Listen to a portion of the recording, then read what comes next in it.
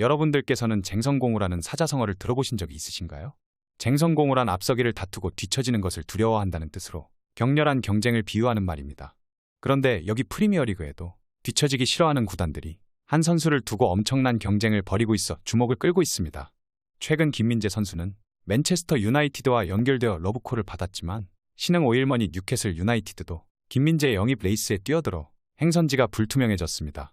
유럽 축구 전문가 파브리지오 로마노는 뉴캐슬 유나이티드가 김민재 상황을 알아보고 있고 지난 몇 주 동안 김민재 경기력을 체크하기 위해서 스카우트를 파견했다는 소식을 영국 매체 기브미 스포츠를 통해 전했습니다. 파브리지오 로마노는 유럽에서 꽤 공신력 있는 저널리스트입니다. 기브미 스포츠가 뉴캐슬 유나이티드의 김민재의 영입 관심을 알리자 영국 내 굵직한 매체들은 이를 보도하며 김민재의 올 시즌 경기력을 본다면 전혀 놀라운 일이 아니라고 짚었습니다. 김민재는 이번 시즌 33년 만에 나폴리 우승을 이끌었는데 페네르바체에서 한 시즌만 뛰고 나폴리에 합류했습니다. 하지만 나폴리에서도 엄청난 활약에 반 시즌 만에 이적설이 돌았습니다. 세리에A를 넘어 챔피언스리그까지 톱 클래스 영향력을 보였기에 이는 어찌 보면 당연했습니다. 이탈리아에서는 김민재가 맨체스터 유나이티드 이적을 결정했고 세부적인 조율만 남았다는 보도까지 있었습니다. 하지만 뉴캐슬 유나이티드가 김민재 영입 경쟁에 참전 소식을 알린 만큼 이적 시장에는 한 번 더 불이 붙을 전망입니다. 영국 풋볼 팬캐스트는 뉴캐슬이 2023-2024 시즌을 앞두고 김민재 영입에 도전할 수 있다며 뉴캐슬의 김민재 영입 가능성을 언급했습니다. 특히 김민재가 후방에서 인상적인 활약을 펼치며 나폴리의 우승에 중요한 역할을 했고 뉴캐슬 수비진을 업그레이드할 수 있다고 강조했습니다. 그러면서 김민재의 볼 소유 능력은 뉴캐슬이 후방에서 플레이하는 방식을 개선할 수 있다는 뜻을 나타냈습니다. 뉴캐슬은 올 시즌 프리미어리그에서 리그 최소 실점의 안정적인 수비력을 과시했습니다. 뉴캐슬은 김민재 영입을 통해 안정적인 수비력뿐만 아니라 빌드업 능력까지 향상될 수 있을 것으로 기대하고 있습니다. 뉴캐슬은 올 시즌 프리미어리그에서 18승 12무호패의 성적으로 리그 3위에 올라있는 가운데 21년 만에 챔피언스리그 출전이 유력합니다. 뉴캐슬은 사우디아라비아 국부펀드에 인수되어 프리미어리그에서 가장 막강한 자금력을 갖춘 클럽으로 올 시즌 종료 이후 공격적인 선수 영입 가능성이 주목받고 있습니다. 이렇게 맨유에 이어 뉴캐슬이 나서자 유벤투스까지 김민재의 영입에 참전을 선언했습니다. 이탈리아 매체 나폴리 피우는 유벤투스가 김민재를 데려오고 싶어 하고 있으며 바이아웃 조항을 지불할 계획을 가지고 있다고 알렸습니다. 이탈리아 언론인 파올로 에스포시토 발언을 인용한 내용이었는데 에스포시토는 유벤투스 지훈톨리 단장이 김민재를 유벤투스로 데려올 생각이 있다고 전했습니다. 하지만 유벤투스의 김민재 영입은 쉽지 않을 전망입니다. 김민재 바이아웃은 이탈리아 세리에A 외에 다른 팀에만 적용되지만 유벤투스가 김민재를 영입하려면 나폴리와 이적료 협상을 해야 합니다. 나폴리 피우도 김민재 바이아웃 조항은 해외 팀에만 적용되기에 유벤투스 계획에는 큰 문제가 있다고 짚었습니다. 나폴리 피우는 김민재의 바이아웃 조항이 해외 클럽들에게만 유효한 조항이기 때문에 문제가 있고 유벤투스가 김민재를 데려가고 싶다면 아우렐리오 데 로렌티스 회장과 협상을 해야 한다며 유벤투스가 김민재를 영입하려면 바이아웃 지불이 아닌 협상을 통해 영입해야 한다고 강조했습니다. 유벤투스는 전력 보강을 준비하고 있습니다. 2019-2020 시즌 이후 리그 우승과 멀어진 유벤투스는 다음 시즌 리그 우승과 유럽 대항전 성적을 노릴 전망인데 이를 위해서는 전력 보강이 필수적입니다.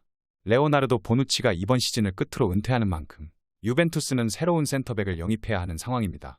하지만 나폴리는 선수를 쉽게 놓아주지 않고 내보내더라도 상당한 이적료를 받는 팀으로 유명합니다.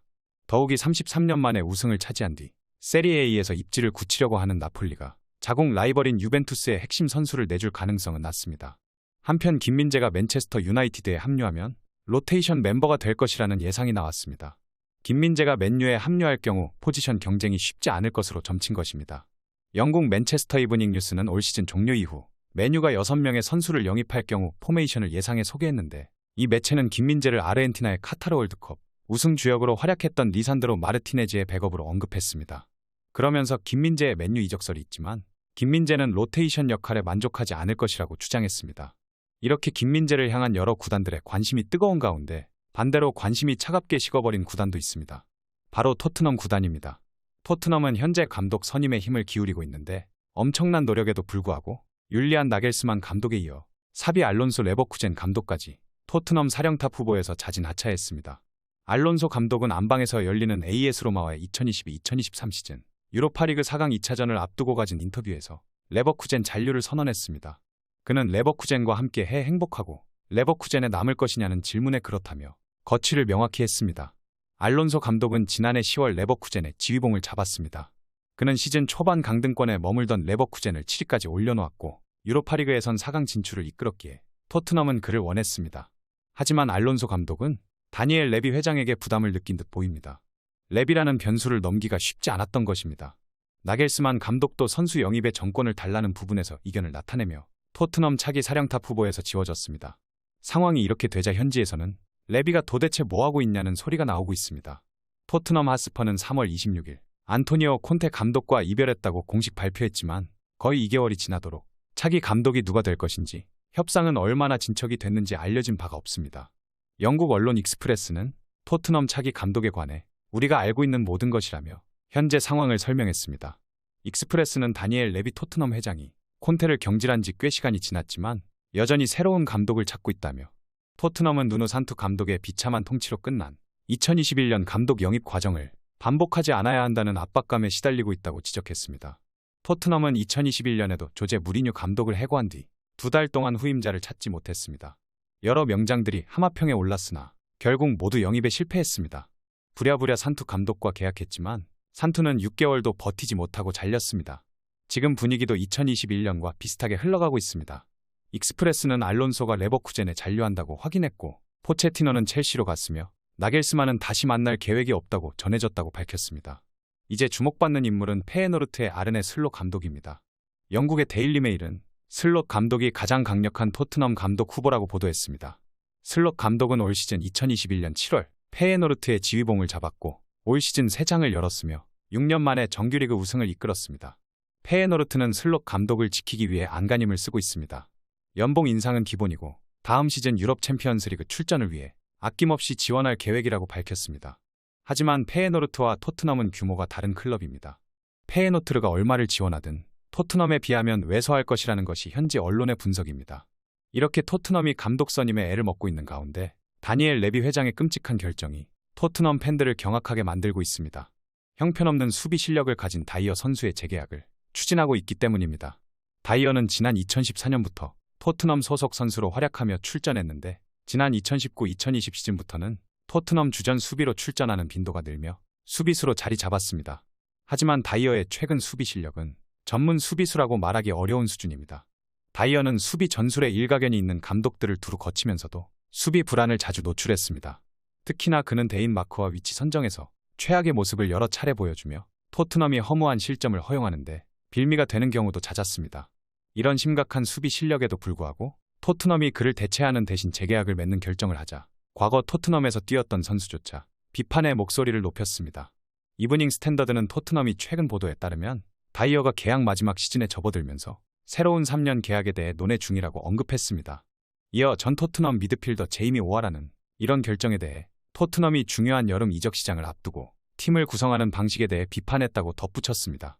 보도에 따르면 오하라는 토트넘의 다이어 재계약 소식에 대해 그들은 다이어의 3년 재계약을 제안했는데 그는 이제 단지 백업 수비수일 뿐이고 레비 회장은 좋은 결정을 내리지 못하고 있다며 비판했습니다. 한편 오하라의 비판에도 불구하고 토트넘은 다이어와 재계약을 추진한 이후 새로운 정식 감독을 맞이할 것으로 보입니다. 영국 매체 풋볼 인사이더는 다이어의 재계약 상황에 대해 재계약을 신속하게 성사시키기 위해 모든 당사자가 의지를 보이고 있다며 토트넘이 다이어 재계약을 빨리 마무리하기 위해 굉장히 적극적이라고 전했습니다. 팀 수비의 구멍을 위한 장기 재계약을 준비 중인 토트넘이 다음 시즌 팀을 맡을 정식 감독의 의견 없이 다이어를 붙잡는 선택이 어떤 결과로 돌아올지도 귀추가 주목되고 있는데요. 저는 이제 토트넘의 두 손 두 발 다 들었습니다. 토트넘은 절대로 우승하고 싶은 팀이 아닙니다. 김민재가 오더라도 우승이 어려운데 어떻게 다이어를 데리고 우승을 할 수 있겠습니까? 이런 구단은 탈출밖에 답이 없기에 손흥민 선수는 하루빨리 레비 회장과 단판을 짓고 토트넘에서 도망쳐야 합니다. 토트넘 팬들에게 욕을 들어도 상관없습니다. 어차피 조금만 못해도 벤치로 보내라고 소리나 치는 팬들에게는 잘 보일 필요도 없기 때문입니다. 그리고 김민재 선수는 그냥 뉴캐슬로 가는 게 나아 보입니다. 돈도 많이 주고 챔피언스리그에서 뛸 수도 있기에 극성스러운 맨유로 가서 벤치에 앉을 바에야 그냥 뉴캐슬에서 주전으로 뛰는 게 100배는 좋은 선택입니다. 부디 김민재 선수가 뉴캐슬로 가고 손흥민 선수까지 불러 같이 우승까지 하길 응원하겠습니다.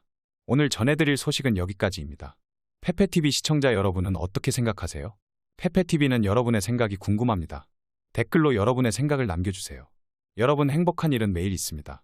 아무도 당신에게 상처 줄 자격이 없습니다. 다른 사람들이 아무렇게나 던지는 말에 상처받지 말고 오늘도 세상에서 가장 소중한 당신에게 잘해주기로 약속해요. 가장 큰 성공은 행복한 당신입니다. 그럼 다음 영상에서 봬요. 감사합니다.